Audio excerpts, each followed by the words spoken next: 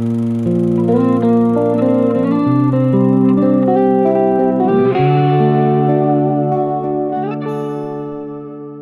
everybody, and welcome to episode 73 of Behind the Camera with Andy Games, the podcast where we shine a light on the storytellers, the creatives, and the voices behind the camera.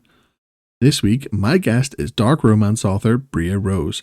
After COVID put an end to her time working at Disney, Bria turned her attention to writing dark romance retellings of fairy tales. We talk in depth about her retelling of Beauty and the Beast in her debut novel, Her Dark Promise, explore her upcoming projects, and take a dive into the themes she portrays within writing dark romance. If you're enjoying the podcast and want to stay connected, all of my links are in the About section, from socials, merch, website, and much more. Hitting follow, sharing the show, or leaving a quick rating really helps Behind the Camera grow. Now, here's the interview. Bria, welcome to Behind the Camera with Andy Games. Absolute pleasure to have you on the show today. How are we doing? I'm good. Thank you so much for having me. Oh, very welcome, very welcome. So, you're an independent author and you specialise in dark romance fairy tale retellings, which is a very, very interesting concept. I can't wait to start talking about it. But before that, if you just want to take us back into like your beginnings of writing, storytelling, and how this got you to where you are now. Yeah, I want to say storytelling has always been a part of my life. I kind of had no choice. Disney is nothing but storytelling, right? Yeah. And when I say like I didn't have a choice, my nursery was the Fab Five. So Mickey, Minnie, Donald, Goofy, and Pluto. They were like little minis on clouds. So my life kind of revolved around Disney for the first really 25-ish years of my life. Wow. Because I did work there for about 7 years, from 19 to I want to say about 25. Yeah, that's so crazy. But Disney is a huge part of my life. And so that means storytelling was a huge part of my life. And but the actual writing down of stories didn't really happen until towards the end of high school, probably junior-ish year. And an ex-friend of mine actually started writing a book. I've actually recently since got the rights to the book for myself, and I'm going to be publishing that hopefully. Yeah, really going through with it, hopefully publishing that in the next year or so. But that book kind of started it all. And with that book, I set it down for about 10 years, wow, yeah. Started in high school, picked it up over the years, 12 years went by. I'm like, we have to do something with this. And she's like, okay, are we though? Because so I was the one that I sat down, I wrote it 3 months. I wrote it in 3 months.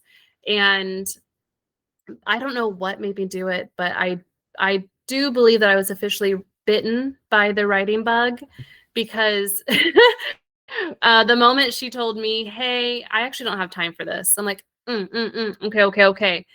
But I do. And it is our book at that time. So you know what? You take your time, do what you need to do. And I'm actually going to write another book, which ended up being this book, Her Dark Promise. And because I told myself I need to write. If I didn't get the story out, it felt like my chest was heavy. I had to. And I'm really happy that, this career, really found me in such a really unique way. I put, a lot into honing my craft, because I am not a writer. I don't have a profession. I don't have a degree. I don't have any expertise in the publishing industry. Everything had to be learned by me. I'm self-published. So, it was definitely kind of crazy at some times, and a lot more money than I thought it was going to be, but I've had such a good time. Yeah, of course. And obviously, your book, Her Dark Promise, is a retelling of Beauty and the Beast, if I'm correct. So yes, so it is a dark romance, Beauty and the Beast retelling. So how did you come up with the inspiration for specifically, not just actually the story of Beauty and the Beast, but more just interpreting Disney and retelling it in a dark romance setting? That is such a good question, because after I wrote the book and she said, hey, can't do it right now, I was thinking, I need to write what do I write? I didn't know. So actually I read some books, as one does. And I read a book called A Court of Thorns and Roses by Sarah J. Maas, which is the first book is a Beauty and the Beast retelling. And I was actually in the shower and I got inspiration for the ballroom scene. Mm-hmm. And yeah, I'm all first world problems. I didn't even stop the shower. I called my friend immediately standing under the water and like, I have an idea. I think this is going to be something. And she's like, okay, I'm here for it. And, it kind of turned into this thing. And then I got an editor who really helped me navigate what it not means to be a writer, but the developing of characters. And you don't need to say it. You need to show it, and just really taking my time. And she really helped me along this writing journey of mine. And I asked her, I'm like, what am I known for? What should I be known for? And she's like, well, you wrote a Beauty and the Beast retelling. Disney retellings and retellings in general are a really niche area still. There is the market really is saturated with not fairy tales, but fantasy type, where the girl has powers, or it's the young kid who his family dies and then he has to go on a quest. Like a lot of the stories are retold a lot. Mm-hmm. And I thought, I'm like, well, I love Disney and I have so many ideas for Disney stories. She's like, well, how about right now you just be known as a Disney or a fairy tale reteller? And then, we can eventually branch out if you want to write other things, but your dark romance, dark romantasy, and your retellings. So that's kind of how that path started. So I didn't mean to get on this bandwagon, but it just kind of happened. Yeah. And who says that people don't act on shower thoughts? Like genuinely, like that's just, that's a great start for it, because like, so you've had this idea and it's like, okay, how can I go from A to B to C and then on? Like, and how did you find then the writing process from retelling the story, but also to kind of like make the characters somewhat your own and obviously sort of fitting into your version of the story? Your questions are really nice. I like the way you're asking questions. Thank you. So the original rough draft, everybody was angry. Everybody, I had an idea of how the story was going to go. And I've taken out some characters, from the rough draft to the final draft. And a lot of things have changed. God, it took me 2 years to write and to get perfect because we kept changing things. So it just messed with the whole story. But everybody was angry. Everybody, I was trying to force things. But then once you make the characters and you write them a certain way, they end up writing themselves. Yeah. So I looked at the story, especially after starting over. Once I had my editor and we kind of talked about like, oh, this would be cool. Oh, that would be cool. Okay. And so we had all these different elements. The way that I tackle stories now, as opposed to when I was first writing Her Dark Promise, which I call it my official first book because it's edited. I went through the process of actually trying to get it published, and it was a whole thing. Oh gosh, I lost my train of thought. Bring it back. So the way I now tackle stories of whatever I'm retelling, I look at the base. Mm-hmm. Okay, what is that story about? What is the morals? What is the values? What are the themes? So Beauty and the Beast is, don't judge a book by its cover. Just because someone looks monstrous on the outside, they could have a really pure heart and be a good person on the inside. And I wanted to keep certain characters. So, for example, Gaston. Okay, so a little bit about my book. It is a Why Choose book. For those who don't know, it's basically a reverse harem where there's one woman and multiple men or women, multiple people in general. Yeah. So so my story is where she is actually the Beast. Beast and Gaston are brothers who get trapped in her castle. I took out the magical objects and I added 2 new characters. I gave, so let's use Gaston, for example. He's very arrogant and prideful. He's also he is definitely not a feminist. You know, he's definitely got an ego on him. But I actually took out the sexism. Like he's a very sexist man. Mm-hmm. Not my Gaston. My Gaston actually cooks really well, and he actually becomes the chef of the castle. He's still very competitive, still hard-headed, stubborn. He is the head of the household. You know, he has a lot of trauma with his dad not being a good man and, you know, mistreating him and having all these kind of like firstborn expectations because he is older than his brother, the Beast. So my characters are Bastian, who's Gaston, Soren, who's the Beast, and then Calathea, who is Belle. Now, Belle, you're thinking, oh, intelligent and nice. Not my girl. She is ridden with trauma and guilt, and but you know, she was betrayed by someone she deemed very close to her, and you know, all these things. I made her into a witch, so now we have a war on witches. So my story is very different, but I kept the essence. We have we have, you know, the library. We have a ballroom scene. We have, and when you read it, you'll notice like for the song "Be Our Guest," like, oh, try the great stuff, it's delicious, don't believe me, ask. Like that whole part, cheese souffle and pudding en flambe. So I actually kind of put this, oh, we have this and this and this, and, you know, so there's just, when you read it, you'll see, I bring in the candelabra. You know, there's certain names I really use. Like, for example, Everhart. So her name is Calathea Rose Everhart. Rose, of course, because of the rose. And Everhart is the voice actor who played, or the last name of the voice actor who played Maurice. So it really is, you know, you hopefully feel Beauty and the Beast vibes while it's still being an original story.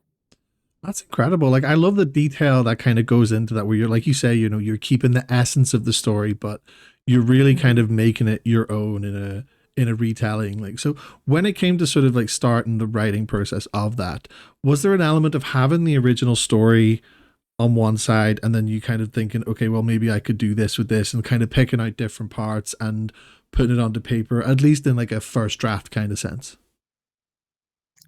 Yes. So I definitely took the big pieces of the story. You know, there's the ballroom scene, there is going to be a big blow up.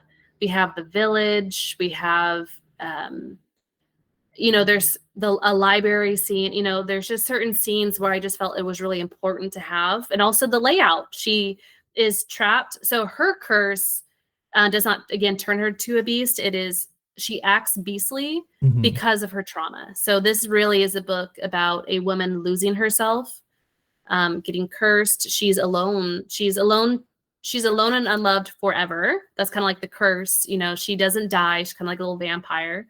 And she deals with addictions and her grief. And back then, because this is based in the 1400s to 1700s, she lives for about 370 years. And that's actually, from the research that I did, that's the amount of people that worked on the movie. Oh, wow. And yeah, so I really wanted to, she was born in 1393 because it came out in 1393. There's just so many dates that have significance. And I really just wanted to keep those big parts while also making sure that it's set in France, middle of the Forbidden Forest, and she does live in a castle. And so, you know, it's very medieval, spooky vibes, especially at first. And yeah, so just that's kind of how I take all stories now. I am working currently on a spicy Pinocchio retelling. And I I had to think like, okay, what are like the big moments of Pinocchio? This one's a little different, but you know, I took Pleasure Island and I'm making it into kind of like a Hunger Games situation with the whale being a man. You know, so I have the essence of things. It's just picking out the most important parts. Of course, of course. And like, have you sort of like looked at other stories as well to sort of potentially look at in the future, like other fairy tales? And is there, obviously, like, some would be much more difficult than others, I'm sure Pinocchio is probably a far cry from Beauty and the Beast and maybe even others in the future. Like, have you sort of like looked at any other ones outside of these and thought this could be a challenge and maybe it could be something for the future? I think Pinocchio so far has been a wild ride because it is so different from sorry, my computer started falling. That's okay, no problem. um it is so different from any story that I've ever read. So Pinocchio, he is am I allowed to like say words on here Yeah, without yeah. like bleeping? No, Okay. no, Some it's all good. people, I want to censor myself. um, so Pinocchio is a sex doll who gets sold to a high profile couple. It is kink Right. positive, kink friendly. It's I really want to showcase a healthy throuple Mm-hmm. situation. Um, but there is going to be, some traumas and triggers. Like there is going to be abuse and things like that because, with dolls and being, so there's lots of different things. But I feel like Pinocchio, I haven't really seen a Pinocchio retelling or it done in this way. So I'm really excited for this story to come out. As for future endeavors, I actually have a contract I signed with One More Chapter, who is under the blanket of HarperCollins. Oh, For fantastic. those who don't know, it's a huge, publishing Yeah. house. I'm really excited to be part of, and I can't say the story that I'm retelling, but I am retelling a story for them. Just know that there is a quest. There's dragons, magic, and lots of supernatural creatures. So that one was really fun to play with and write for them. I'm actually waiting on editorial notes as we speak. So, the Pinocchio one is the third book. That one, I didn't see coming, and I'm really excited that I was given the opportunity to write that book for them and to get that published hopefully early next spring. But as for other future projects in general, I am going to pitch a long series to them, Oh, brilliant. kind of. Yeah, so it's like, so this idea is a once upon a time meets dark romance. So basically the darker sides of stories. So I am thinking about like Beauty and the Beast again, but from a domestic violence Oh, point of wow. view, where the Beast is not very nice to her and Gaston kind of comes in, but all the stories are interconnected. And, so we have like Sleeping Beauty, Beauty and the Beast, Snow White. I thought it was funny if Snow White was actually she owns well, this is like an idea in general, but Yeah. I don't know, sometimes thoughts come to me and I'm like, wouldn't it be funny if Snow White actually was not evil, but something happened in her life where, she now has a candy shop and she only gives candied apples to certain people if they are being abused or something. So she helps people poison their partners. And it's kind of like a martyr for, Yeah. maybe people who are being abused or family issue, like whatever it is. So there's definitely different ways that we can reinvent um, these stories into a way that's so different. So I am, kind of looking at more stories, and because Snow White has definitely been overdone, but so far those are only 3 stories I'm focusing on. Hopefully in the near future, I'll think of some other stuff. That's incredible. Like, and aside from it being like dark romance retellings, what you're doing, it kind of sounds like there's also like a sense of realism and like certain kind of topics that Mhm. are being highlighted, like in terms of kind of like abuse and addiction, things like that. Like, do you kind of feel like there's an importance to highlight these messages in your writing as well as kind of making them entertaining reads as well? Yeah, people say like, "Why do you write dark romance?" I always get asked, and I think dark romance found me. Mm-hmm. Disney definitely is all about, good versus evil. It's black and white. But human nature is not black and white. I believe I'm a good person, but I can be a bitch sometimes. Like there's layers to us, like an onion, in Yeah. the words of Shrek. So there's many layers, and it I think it's a lot more characters, a lot more dynamic. Sometimes people, especially when you hear someone's backstory. So I watch a lot of anime, and you have these villains and you're like, oh, I hate him. Demon Slayer is a prime example. Like, oh, I forget his name, but I hate the guy that killed Rengoku. I think his name is Rengoku. And then you see the movie, you're like, oh no, I don't hate this guy anymore because I see his backstory. How tragic. So there's they're so dynamic to work with. And I didn't realize also getting involved in dark romance that I would be diving headfirst into research on mental health, maybe interviewing people saying like, oh, you have anxiety or you went through child abuse. How does that affect you now? Would you react this way? Like, for example, if someone who got beat, maybe, and maybe someone raises a hand to them, maybe like a high five, but they flinch because that's just what they're used to. So there's certain reactions that I want to make sure I'm doing justice and not just doing it to entertain. But for the most part, my books are, meant to entertain. They are spicy, but it's all about also like connection and highlighting, because I write spicy books, but I've realized that I write spicy books because sex is so stigmatized and it's looked down upon if it's not enjoyed with a actual long-term partner or really marriage. Like society has told us, oh, you partake in these activities, oh, you are a whore or a harlot or whatever these words are. So my books, I feel, are really healing for people going through traumas and kind of wanting to take back their autonomy. Whatever happens to them, they can kind of live vicariously through my characters, because my characters do get justice. So hopefully there's healing involved and there's this liberation, whether it's sexually, whether it's, feeling whole and complete and be like, whoa, I felt really connected to this book. I really vibed with these characters, and really that's all I could ask for. Yeah.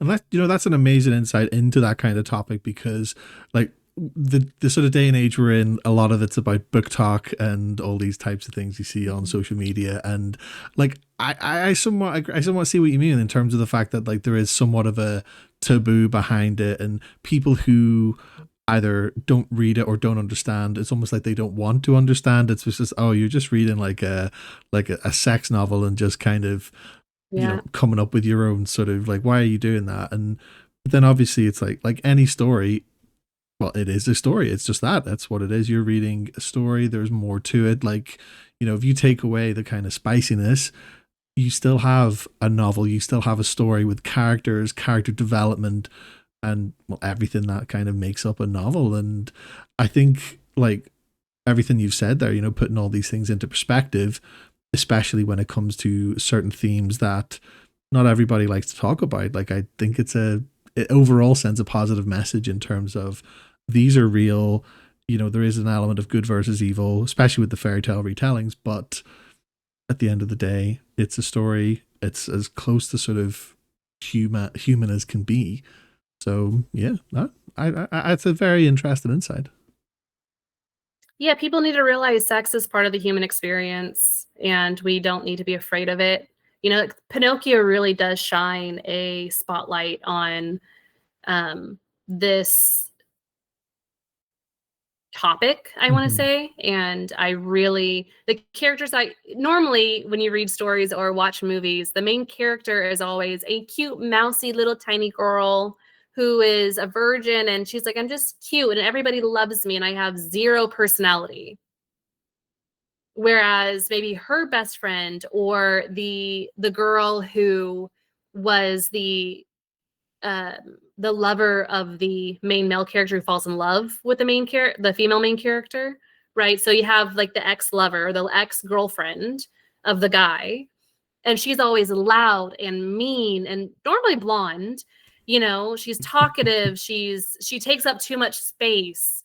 She's always the one who's sexually promiscuous, and it's just that character's always cast away. And I don't understand that, because I, am loud. I talk too much. I feel I take up too much space. I feel like I relate more to that side character that ends up dying probably in the first book, or is seen as, again, someone not very nice, where in reality, they are complex. How, it's so I want to create characters who are outspoken, who take up that space. And I feel like a lot of people can definitely relate to that because I mean, just recently I was told, oh, I don't really don't want to be your friend anymore because you're a little embarrassing and you just talk too much and you're a little too loud. I'm like, oh, Oh. okay. So then you go be less while I'm going to continue to, do my thing. And, it's, I mean, I've heard that my entire life, and it's taken, a long time to realize, oh, I think it's a song by Dove Cameron, Too Much. You should listen to it. It's like one of my favorites because it's like, if you think I'm too much, then go find less. Go Mhm. find someone who's going to dim their light for you because it's not going to be me. And that's kind of characters that I want to write. Yeah, of course. Wow. Well, I'm sorry that kind of what you went through. That's horrible. It's It's just okay. it's a shame that people kind of make these decisions based on things out of their control. Of course, but I think it's Mhm. important that it's like you mentioned before. These characters, you don't really sort of see their backstories in the kind of original stories, or especially in like the Disney versions of them, because they are there. It's it kind of takes away sort of a few dimensions, and it's just like they're there. What you see is who they are, like the loud, brash kind of the characters that you're supposed to sort of hate and the not root for. Like you're supposed to root for the hero, you're supposed to hate the Mhm. villain and their kind of posse, as it were. And I kind of think it's important to sort of dig a bit deeper, which is obviously what you're doing. Like you're digging it deeper into the sort of what are these characteristics. And did you find that whenever you started writing these characters, that you had to make them more relatable to the reader in some way because of obviously the real themes that you're dealing with in your stories? Yeah, and I wanted to make sure everybody was so different. This was my first book, and especially after that first disastrous draft, I definitely have. So she has three men. One is more of like the dom, one is more of a submissive type, and the other is somewhere in between. And so with these characters, Gaston, of course, is the dominant one, the one that pushes back the most, the one that, because again, once you write your characters a certain way, they have a mind of their own. So you just have to kind of set them up and they kind of write themselves. I'm going to be honest, I forgot your question. I'm so sorry. It's okay. I went on a tangent. I'm like, wait, what did he ask again? No, it's fine. You pretty much answered it. It was really just about like the importance of like the backstories behind the characters and Oh, like the sort of human traits in terms of relatability to your readers.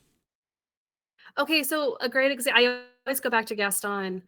So Gaston or Bastien and Soren, they are brothers. Soren is younger, Bastian's older. And so there's those dynamics. So we have the older brother that is, head of household. He has a lot of responsibility, whereas the younger brother can kind of be a little more carefree, stand up maybe to the dad a little bit more. Their brother died when they were young.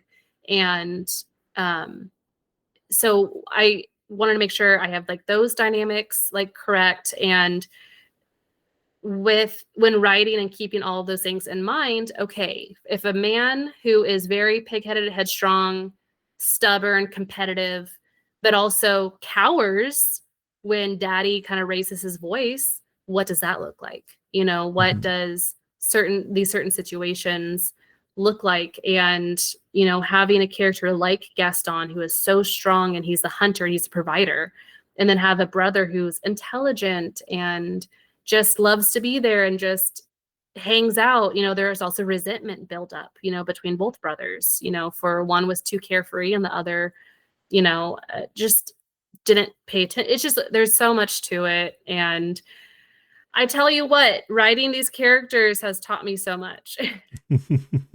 Oh, I'm sure. So, like, whenever you got that first draft back with the editorial notes, especially not coming from a writing background, writing your first book, like, what was that like? What sort of lessons learned were there from your writing perspective?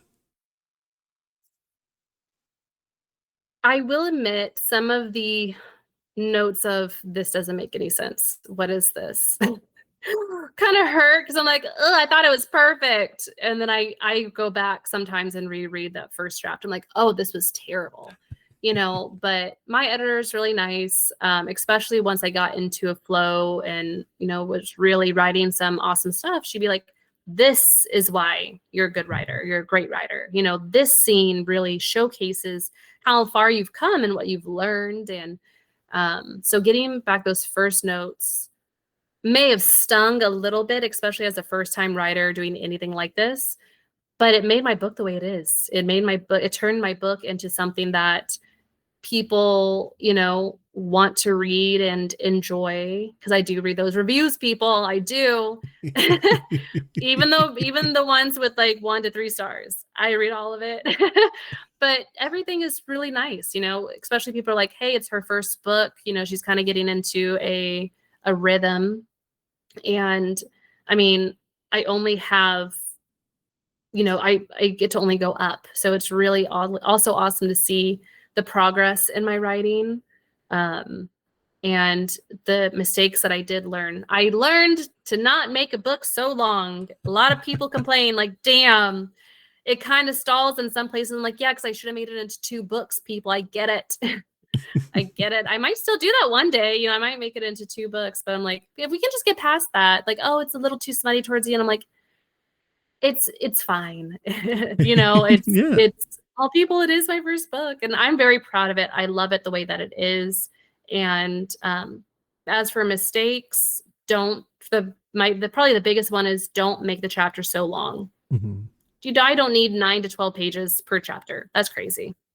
Yeah, like that's totally fair. Like I like asking that question to people because, especially writers, because they always kind of come off with like similar answers in terms of moreover, like it was a humbling experience. Like you write down something that you think is really good, and whether it be you had ideas and just kind of stuck them on a page, and it just like like you said, it wrote itself, versus you've really sort of carefully curated something, but then an editor's come back and it's just like, no, like what is this? Yeah. And like when it comes to that, like how sort of obviously like the editorial notes made your book what it was, but is it just like harsh but fair criticism, or is it very much a like, okay, you could do this instead, or what sort of way does it come by, or does it very much depend on the editor who is reviewing it? So I have the same editor, and I've had her for, I want to say we're going on 3 years. I think we're at the end of our 3 years together. So going on 4. And I think we've really have this amazing chemistry where she can just be like, hey, expand this, take this out. I think this doesn't really belong.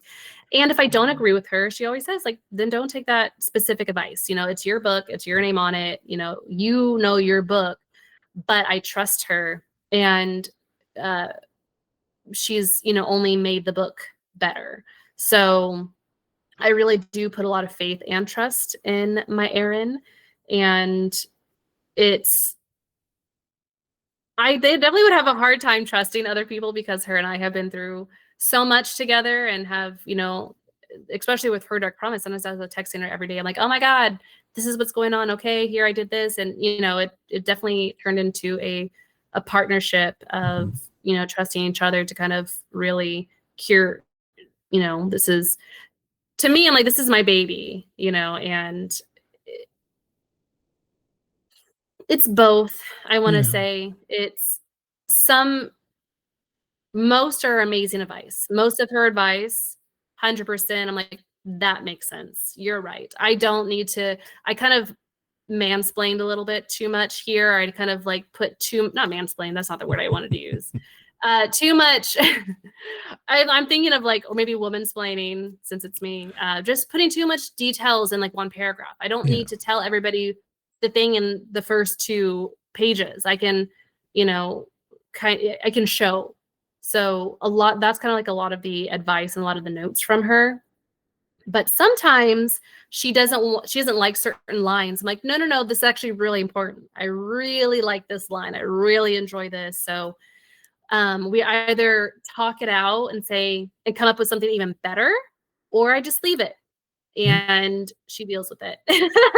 She's like, okay, it's your book. No, of course. Like it just is interesting to me because obviously if you're getting told, say, like, or one of your notes is, okay, maybe this line doesn't go here, take it out, or this explanation here can be taken out. Now, this is just the overthinker in me kind of like saying this, but for me, I know I'd be kind of like, but I feel like it's important because if it's not explained, how are they going to pick it up, the readers, and this, that, and the other? And is there like that kind of element of trust that you have to have in the readers themselves to be like, okay, I've had to omit this part, but you can figure it out. It should just explain itself, especially as you go through the book. Yes. So uh in each book I write, I catch myself still doing it, still saying, I just wrote it in the Pinocchio retelling where his eyes narrowed. Oh, Mm-hmm. this guy must be really strong. Then I go to explain what his eyes narrowed means. Everybody knows what his eyes narrowed in the context, whether it's he's thinking about something, especially if you want, my so there's three characters in Pinocchio. There's Massimo, there's Livia, and then Luca. Luca is the Pinocchio character. Livia and Massimo are the couple that he gets sold to. Massimo is a very stoic character that doesn't really talk much. He talks more with his wife than anybody else. But he's kind of just in the background, and she's more lively and she's talkative and she's the socialite and she lights up the room while he's kind of like that presence in the back where you can't miss him, but he's probably not going to say much to you unless he has something to say or you Yeah. hurt his woman.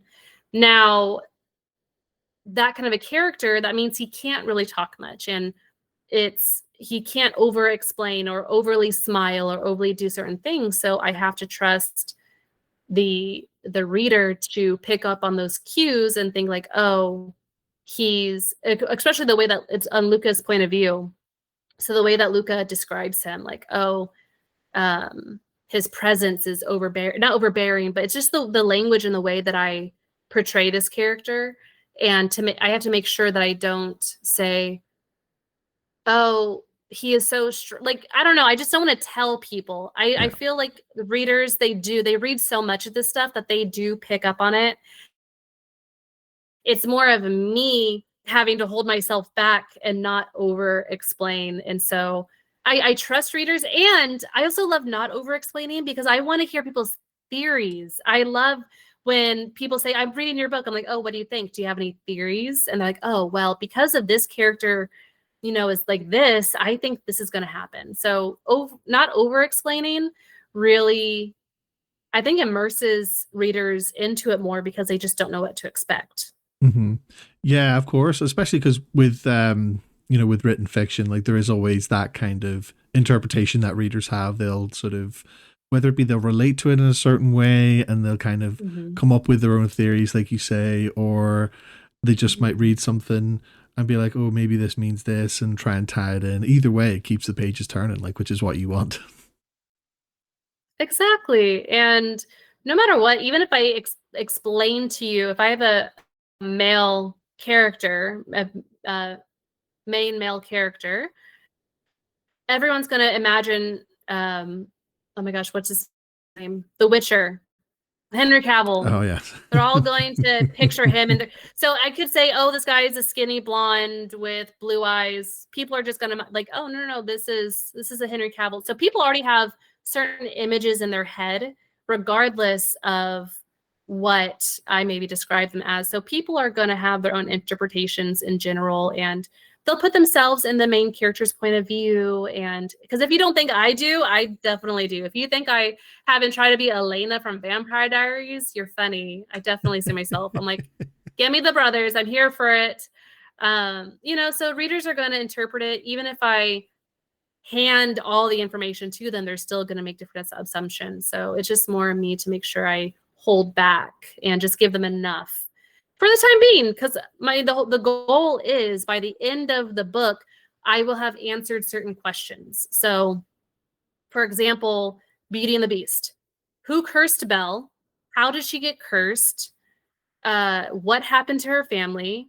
In the beginning, you see a woman watching two people come into her castle ready to steal things. And then you have her two companions that we do end up meeting. And, in the first chapter, there is a couple murders and some sexual relations. Um, that's chapter 1, and, we do see, we pick up a little bit on like, okay, she's a witch. She has magic. Okay, cool. She has shadow powers. That's awesome. Oh, she can use them as weapons. Okay, well, she has shadow powers. How does she get those? And just hopefully through the story, I start unraveling the story. But by the end, you for sure want to know, okay, like I said, who cursed her?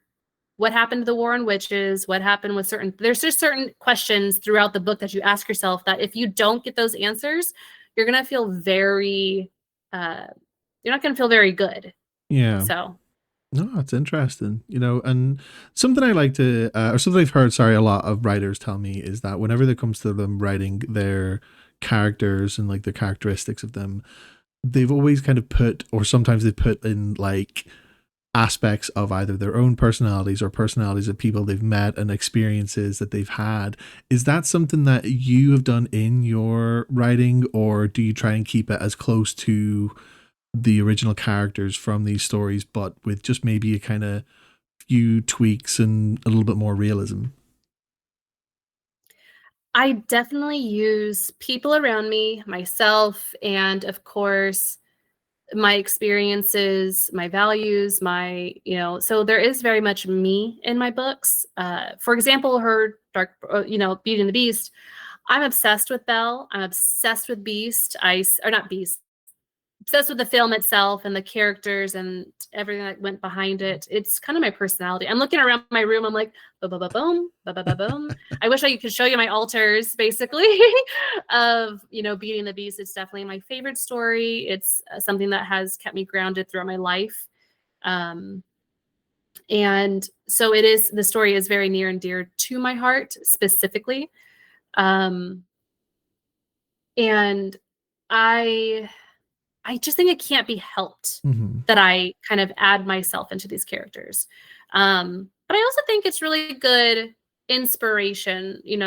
For example, I plan on having one of the characteristics of a future character love bees. Oh. I love bees so much. And whenever I'm on my walk, my head is always down. They're like, no, you're supposed to look up when you walk. Like, no, I could step on a bug or a bee. I would rather die. So maybe there's something there. Maybe she is a conservation, maybe she loves conservation and she is politically, leans that way and she does things with that. And maybe that's how she meets a beekeeper. You know what I mean? Like, so inspiration can really come from anywhere. Belle specifically, I am Belle. It's my personality. So with this story, 100%. Now, does her traumas and the way that she's personally feeling, is that me? No, not a lot of it. Maybe some of it, but truly, no. Over the years, I have felt betrayed over the year by people that were close to me. So I guess in a way, yes. But I just think, inspiration definitely comes from everywhere. But what I will say is that if you cross me, you might find yourself in a book and you might find yourself 6 feet under. So, that's how I get my anger out on people sometimes. No, and rightly so. Like I find it interesting as well. But like, I think it's kind of important, when you're writing these stories, you kind of like, first and foremost, have to kind of put yourself in that main character space. Like even if you're retelling something, you're retelling it from how you want to do it. Like this is how, this is your story based on this, and you put yourself in there. And obviously there's a lot more to it than just that, but I kind of feel like that makes like a solid foundation for any kind of fiction. That's a really good point, because each character, I do have to put myself in the shoes of that character, because how would they feel with certain situations? It's actually really funny. If you ask probably any author, a lot of our time is spent either researching, Googling, what does this word mean? And then if we can't think of how to explain the action that we want to write, we'll act it out. Sometimes I'll be like I'll do movements where that's like the movement of it. I'm like, okay, how do I explain that? And sometimes I'm like, if my FBI agent is looking at me through my camera, he's probably like, this girl's crazy. I love her, but she's crazy. Is she doing sign language to me? No, I don't know how to explain the thing that I want to write. So that's also fun. Yeah, I get that. It's sort of, it's like kind of, your movements, sort of physical actions kind of help you sort of almost envision something in front of you. Like I know that's a kind of poor explanation, but I do know what you mean. It is one of those things. You just can't explain it. I can't. You just have to experience it. Yeah, absolutely. So with Her Dark Promise, I believe you're currently working on an audiobook for this. So the audiobook is out. Oh, it's out. Okay. Happy days. What was that? Did you record the audiobook or did you have somebody else record it? I had two professionals record it, Grace Noble and Jacob Morgan, and they are both incredible. They made me cry and laugh and blush. And it was truly amazing, that experience. I found Grace on ACX, and Jacob Morgan is actually a really popular BookTok. He's all over BookTok. If you look up Jacob Morgan, you'll be like, okay, Mr. Growly voice. Okay. So I'm really lucky that I had the opportunity to have him on my very first project. It was a big undertaking. It's completely different from the self-publishing arena. I've learned so much through this entire thing, and it was a lot of hours to listen to. I'm not going to lie. It was a lot of time spent at my computer. I spent a lot of time. I actually need a new chair. It is done. I feel that. Yeah. So what was that like then? Sort of, obviously you not doing it yourself, and a lot of authors do it themselves, but when you got the finished product back and you listened through it, like you're hearing someone else narrate your story, like how did that feel at that time? That I chose the right people. It felt like a whole other experience. Especially once I was able to listen to it without having to be analytical and having to nitpick. Because I listened to it. There's so many hours that I listened to it. Because my book is 16 hours, a little over 16 hours. So yeah, it's a long book. It also was really emotional because the book's already written. I know, what happens in it, but it just felt like I was listening to it for the first time and just hearing, Grace I have no words for this woman. You could definitely tell the distinction between both characters, and, Jacob just brought this raspy, growly, both of them together were just pure magic. Because Grace had to handle like 5-6 different characters. Each voice is so distinct that she could probably just say the lines without saying, I said, Meryl said, and you would know exactly who she was in that moment. And so people say, oh, you should have done it. I like when the authors do it. I don't know how to produce an audiobook. Are you crazy? I barely self-published a book. What are we talking about? I have a nice voice, but I wouldn't have been able to do the job like Grace did. I definitely would use her on future projects. She's incredible. I will never stop, really singing both of their praises. Yeah, of course. Because there is an element of it when you're listening to an audiobook that the voices are so like emotive and the story's almost acted out rather than just being a narration of the book for you to like listen to while you're driving your car or doing whatever. And like, I suppose once you kind of have that emotion into it, then that kind of probably helps the sort of the listeners in this case experience in terms of really kind of feeling the story and where it's going, and probably helps them kind of imagine it and picture it and put themselves in that position a good bit more. Oh yeah, it definitely took me there. Again, this is 2 years of my life, that I have spent on this specific project. And, I maybe plan on doing prequels or, I don't think I'm done with the story just yet. I don't know where it's going to go, but it's not a project I want to be done with, because it is just so near and dear to my heart. And, this process of finding it it also is bittersweet, not bittersweet, but it's also, I feel so amazing with the fact that I wrote a whole book. Yeah. I published it, people like it, and then I had enough money, because again, self-publishing, to empty that savings. No, just kidding. But, to really invest in this other type of media, praying that I'm like, oh God, I hope people buy it, and people have, and they have, really enjoyed it. And so it's very affirming that I made the right choice in investing in this, this career that I'm trying to make. So while, yes, it's kind of going also into diving into my book in a different way, for sure, it's, as the author, it's also very touching and heartwarming. And there's a lot of feelings there, with just feeling accomplished and like, whoa, I'm doing it. I'm doing the podcast. I'm talking about it. I was on my local news back in September. I've done book signings. I'm being invited to do certain things, and it's just, especially my first year, because I just published Halloween 2024. So I'm barely a year and a month out of being a published author. And I'm just really thankful for all these opportunities that have come my way.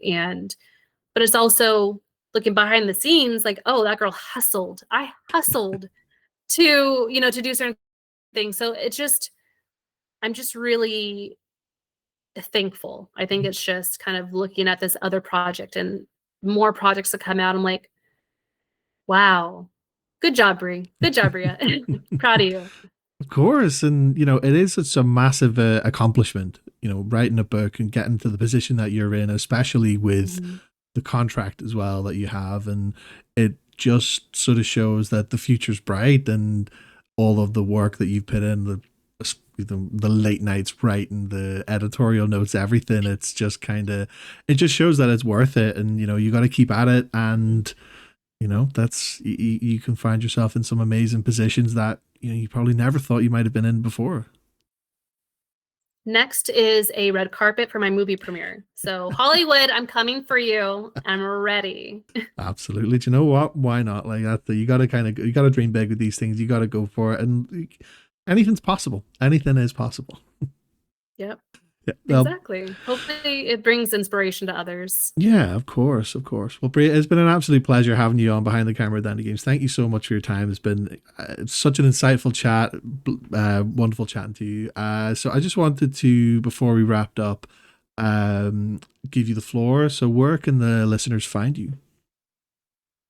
So I branded myself really well, and everything from @gmail.com, my TikTok, my Instagram, is all under author Bria Rose. So BriaRose. You can find my book on, Amazon, Barnes & Noble. Just kind of Google Her Dark Promise, Bria Rose, and I will definitely pop up.